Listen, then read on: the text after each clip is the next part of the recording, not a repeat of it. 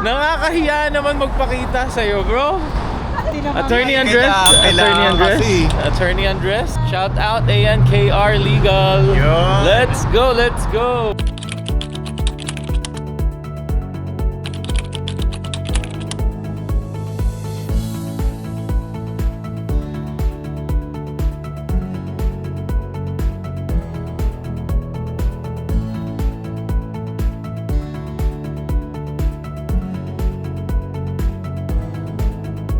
Good morning fam, maayong adlaw, maayong sa tanan. So this is afternoon after a couple of days of contacting some of my friends with regards nga to the topic na gusto ko ngang i-resolve bago kami magkaroon ng next na trip.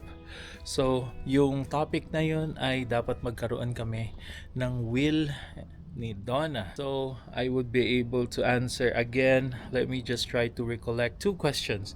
Basically, kung sino yung magiging guardian nila right after in case na may mangyari sa aming dalawa. And number two, kung paano iti-take care sila and paano yung inheritance. Division nitong bahay, saan mapupunta, paano i-handle yung finances, of course, ultimately for the kids.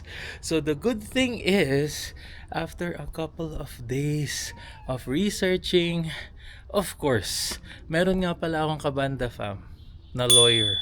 And I asked him, and actually, good thing din at naghahanap din sila ng partner for social media content creators. So good thing, si Andres ay nandyan at gagawin kami niya ng draft.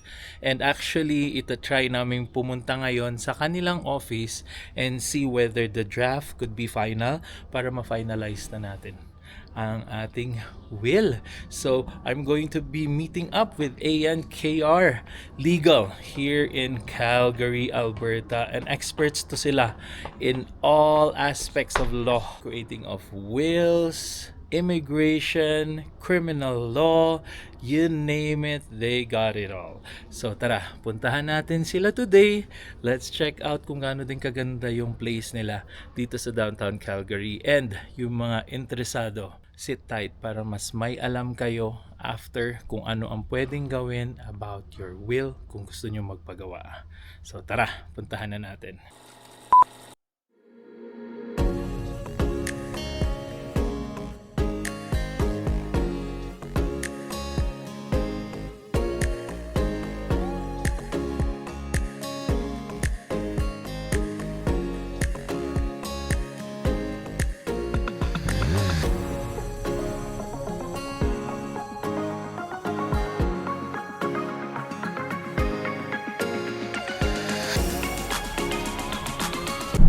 Welcome to Calgary downtown again. Yeah. Minsan lang to. Minsan lang kayo pumunta ng downtown pa. Kaya big deal lagi. Yeah. Bilang pa lab, no? Yeah, hindi kasi tayo downtown. Wala, less than 20 pa. Less than 20 times pa lang. Yeah, unless- Ako napunta sa downtown. Kasi unless Si Mami meron- siguro mas marami. Mas marami siguro ako. Hindi ko na rin alam. Kasi lagi kami nagtitraining kuya minsan. Puntang library, puntang kung saan. Ako less than 20 times. Yeah. Kasi wala naman kaming gagawin dito sa downtown. So hindi kami masyado dito. Yeah. Hindi kami downtown person.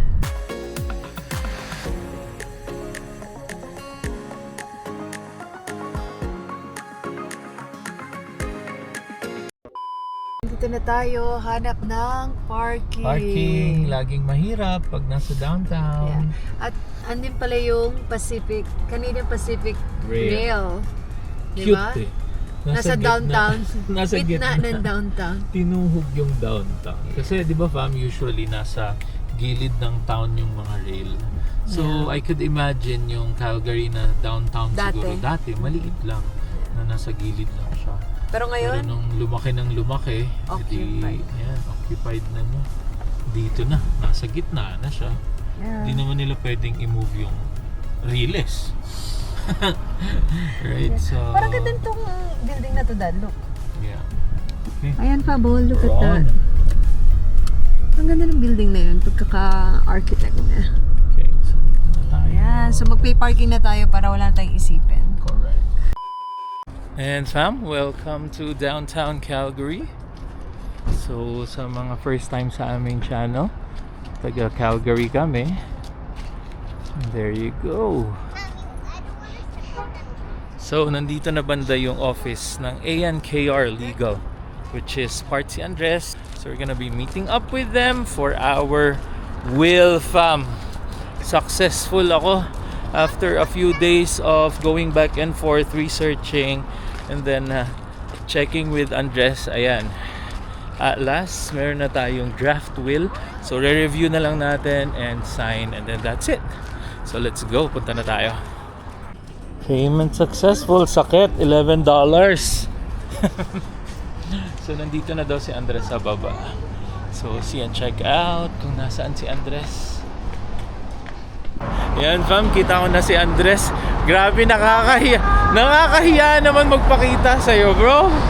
Oh. Nag-formal din naman. Attorney Andres. Attorney Andres. Attorney Andres. Shout out ANKR Legal. Let's go, let's go. Ganda na ng office ni Andres.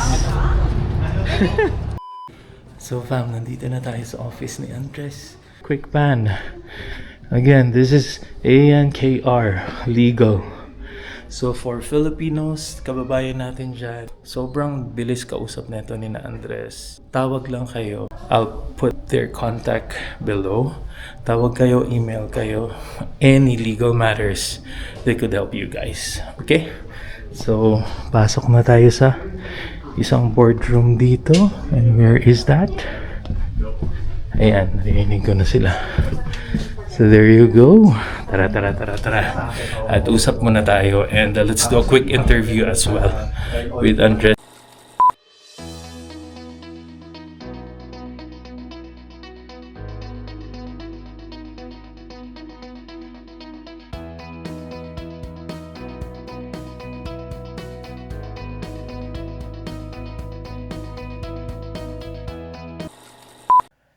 Hello fam! And we are back! So ayan, nakita nyo ang travel natin going to downtown sa as what we've said kanina, less than 20 times pa lang ako nakapunta dito sa Calgary downtown. And I am with my very close friend here, Attorney Andres Villaruel.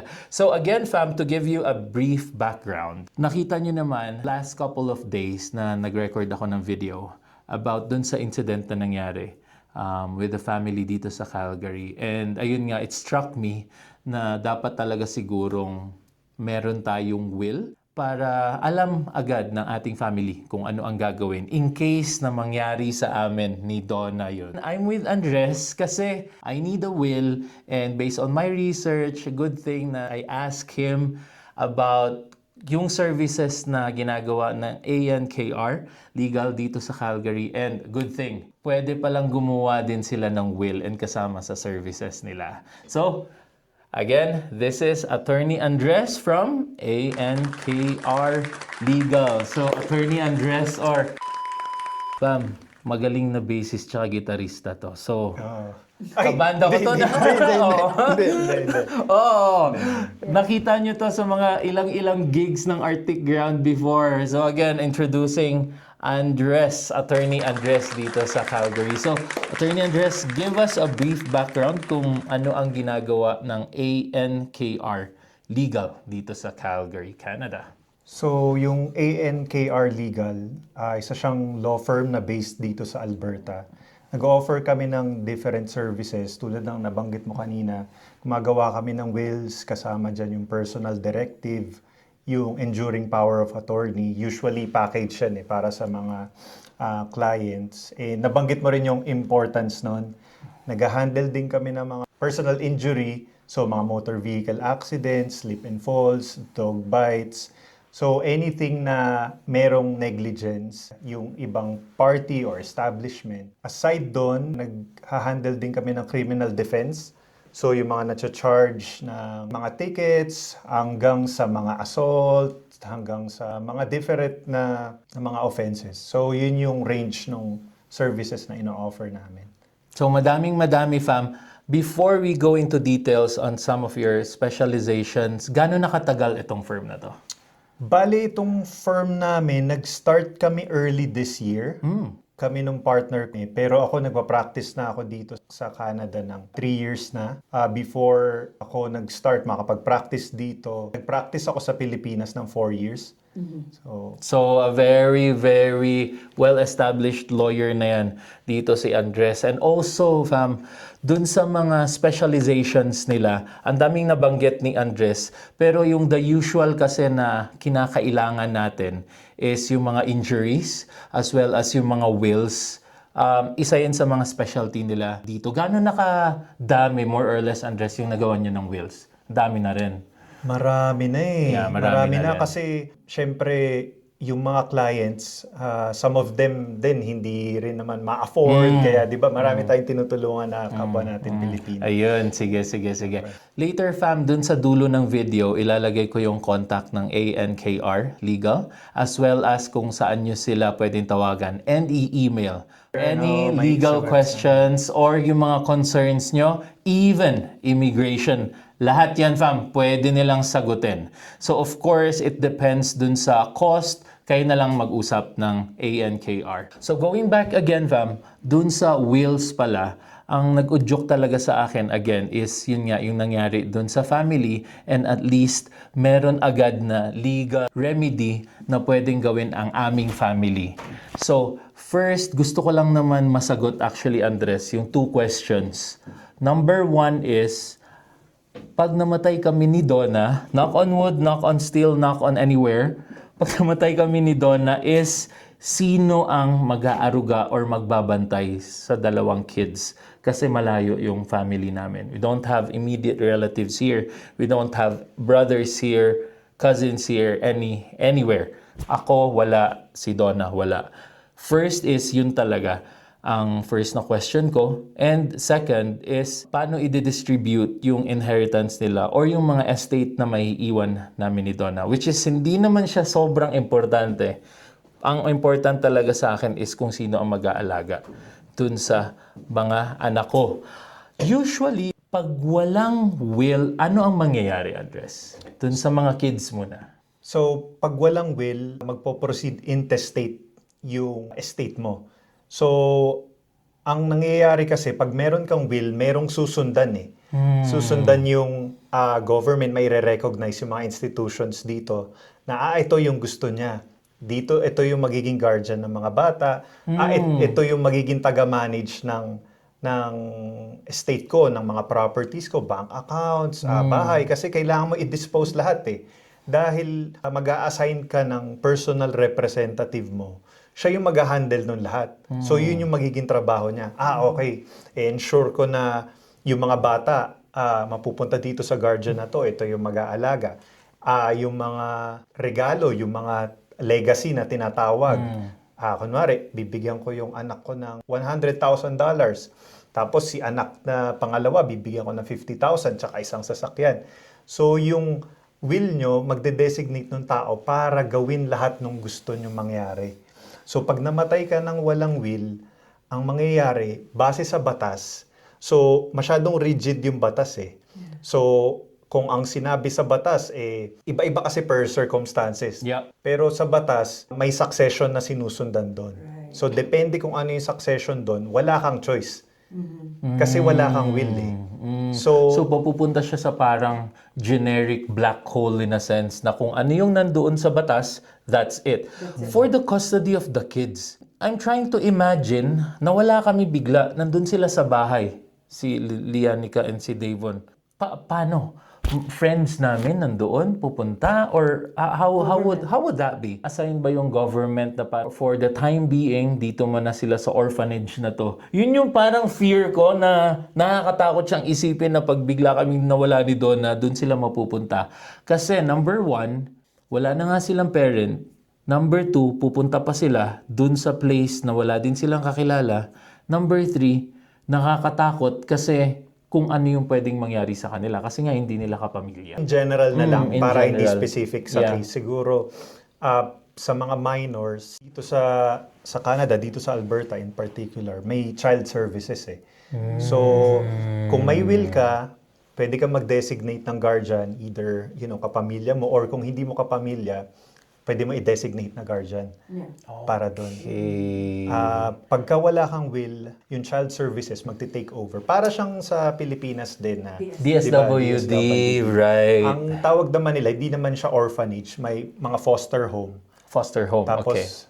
doon na, yung bali government na mag-handle lahat. Yeah, so wala silang kakilala doon, wala silang... Mahirap kasi walang kakilala. Tapos dahil tayo, minority tayo eh. Yes, nagpa-explain talaga ako kay Andres kung ano ang mangyayari dun sa circumstances nga ng mga anak ko. What does the guardian needs to do? So, ang mangyayari kasi, yung will pala, dadaan siya sa korte. Ang tawag doon probate. Probate. Okay. So, ibig sabihin, isasubmit natin sa korte. Ito yung will, ito yung mga nakalagay. Yung personal representative nyo, yung executor nyo na tinatawag, siya yung mag-execute nun kung ano yung nakalagay sa will. So sa case namin, fam, alam nyo naman na merong uncle at kinakapatid ako dito sa Calgary. So siya ang dinesignate ko as the guardian of the kids.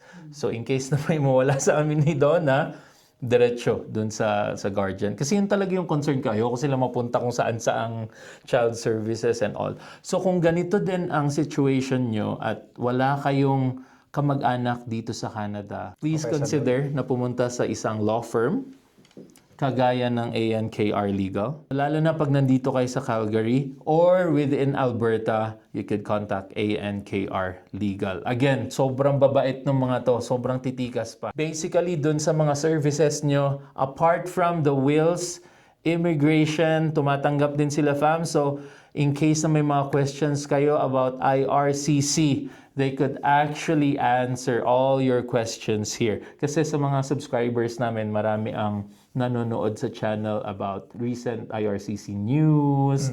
Minsan nagbibigay din ako ng opinion doon. But of course, they're the experts.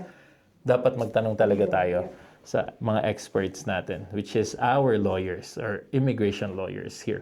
So apart from that, ano pa ang pwedeng mga services nyo? Ang focus namin, personal injury.